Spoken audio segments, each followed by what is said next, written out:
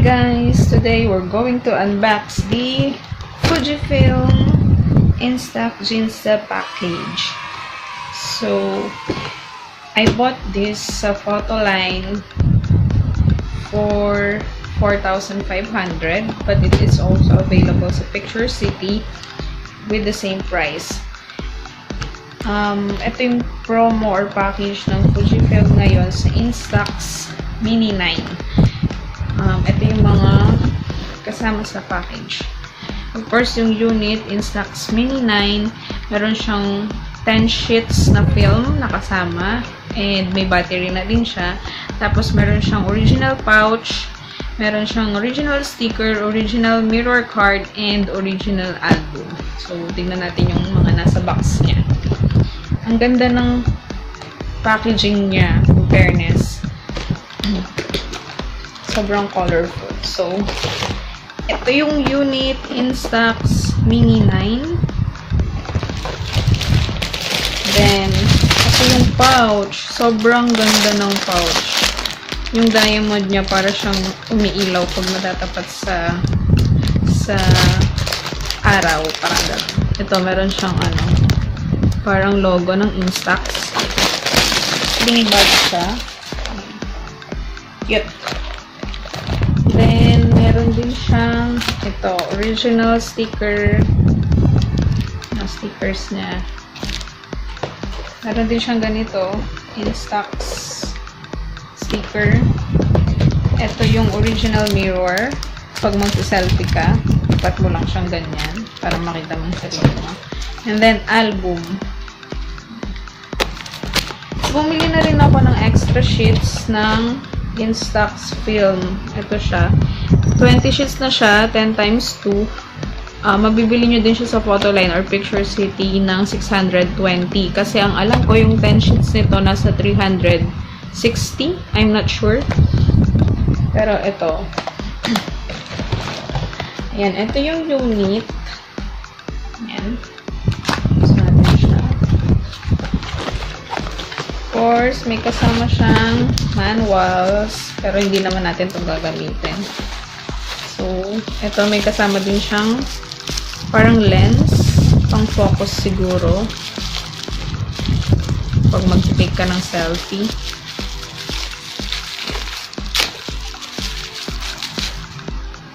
Try natin siya mamaya. And then, ito yung unit.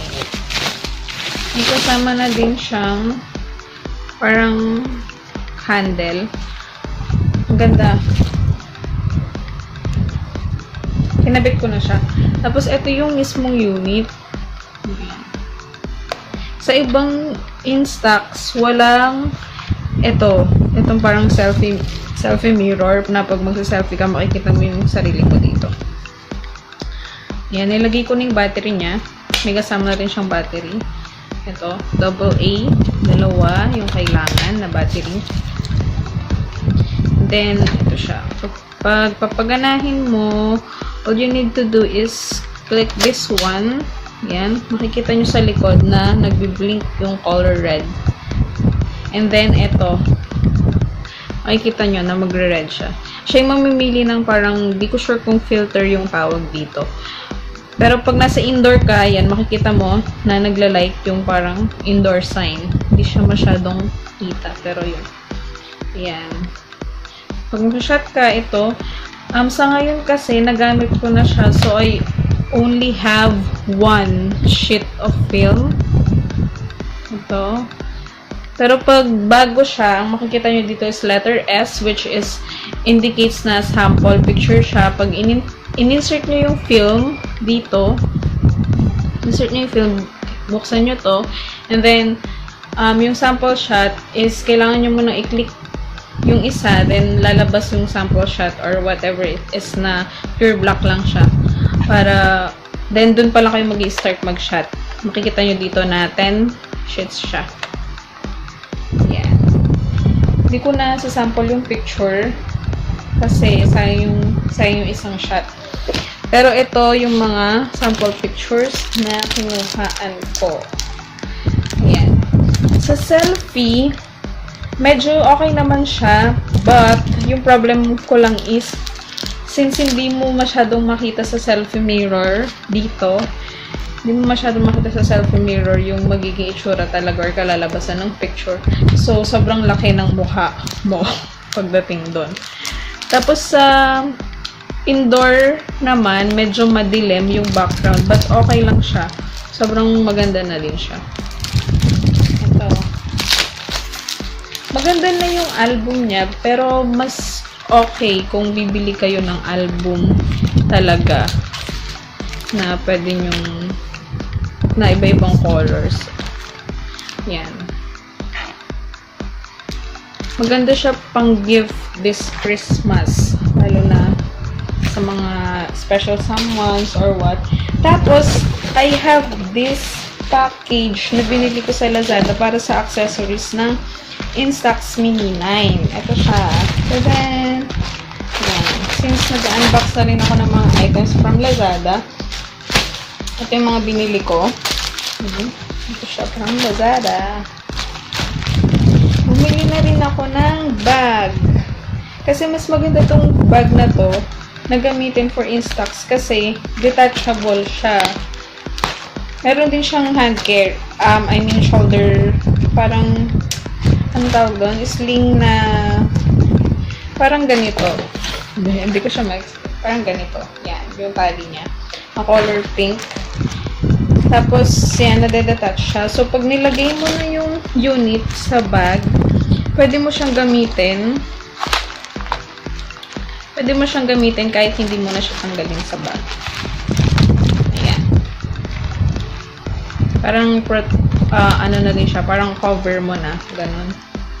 Tapos, eto, yung binili ko sa Lazada. Yung package na to, mabibili mo sa Lazada ng 994 pesos. Ito na yung mga kasama niya. Meron siyang album na color pink. Meron din siyang other color, like blue or may mga designs. Pero alam ko mas mahal yung may designs. Pero ito siya. And then may sticker para sa camera. Filters. Kung gusto mo, meron din red, blue, etc. And then, meron din siyang selfie pang focus. Tapos, ito, parang sticker din siya na pwede mong idikit dun sa nakuhaan mong photo. Meron din siya nito. Yan din, nilagyan ko siya. Parang siyang frame. Iba-ibang colors. Ito, nilagyan ko na rin siya. Ito, natatayo siya. Then, meron din siyang ganito. Like, parang frame din na iba-ibang colors. Madami na siya. I'm not sure kung ilang pieces to. Tapos, yung tali, if gusto mo siyang i-design or isabit sa room mo, may kasama din siya. Pero feeling ko, maliit lang to since manipis lang. Tapos, etong pang-ipit ng pick. Iba-ibang colors na. Ang cute. Yan, 994 lang siya sa Lazada. Then, ito, maganda naman yung Instax Mini 9 so far. Wala pa akong na-encounter na problem niya. Although sa ibang reviews, sinasabi na parang nagbi-blink lang yung red dito pag inopen mo siya. Pero so far, di ko pa siya na-experience. And then, ito, yung parang pang-focus ng camera. Madali lang siyang ilagay. Bali, meron naman siyang parang makikita mo yung mark dito na kung paano mo siya ilalagay. Then, lalagay mo siya nang naka-close pa yung camera. So, set mo lang siyang ganyan. And then, take ka ng pic. Sino siya? Pag inalis mo naman siya, ganun lang. Dali mo lang din siya maalis. So, kung pang-gift lang is, maganda na siya for 4,500. Kasi mabibili mo yung unit ng 3,999. Parang 4,000 na din siya. So, mas okay na kung bibili ka ng package kasi marami na siyang kasama. Yeah. Plus, yung mga accessories niya na mabibili mo sa Lazada ng 994 4 pesos lang. Ayun, thanks for watching and don't forget to like and subscribe for more unboxing of items. Bye!